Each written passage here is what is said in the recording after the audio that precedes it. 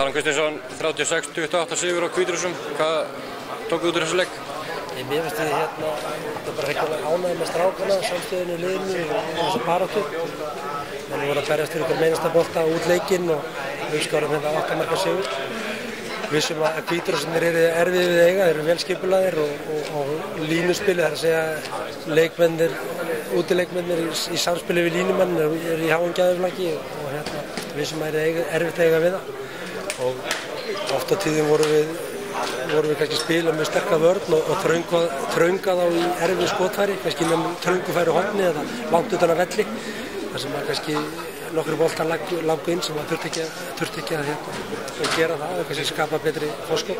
En svo komu markmennir svona á köflum inn í þetta og gerði þá hver skipti sem það gerist, það náðu við ágætis fórskoti. Þegar sóknarleikurinn var nokkuð sterkur og fengum nokkur hraðaklub líka á.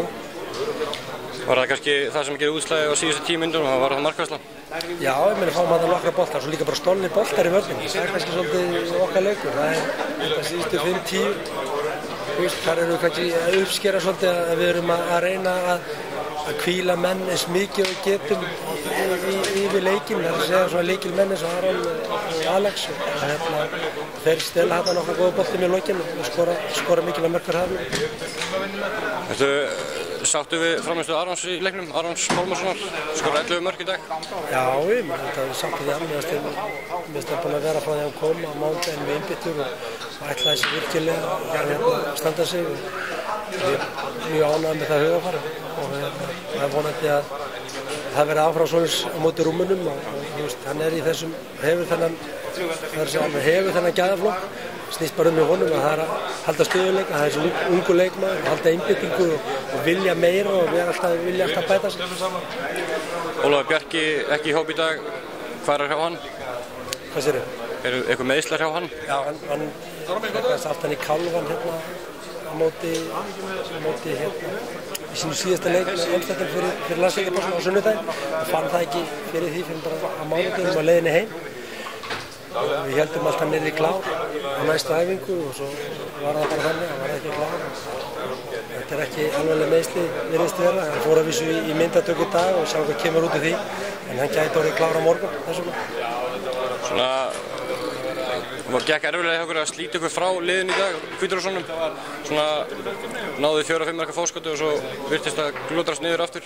Hefur ykkur skýring á því?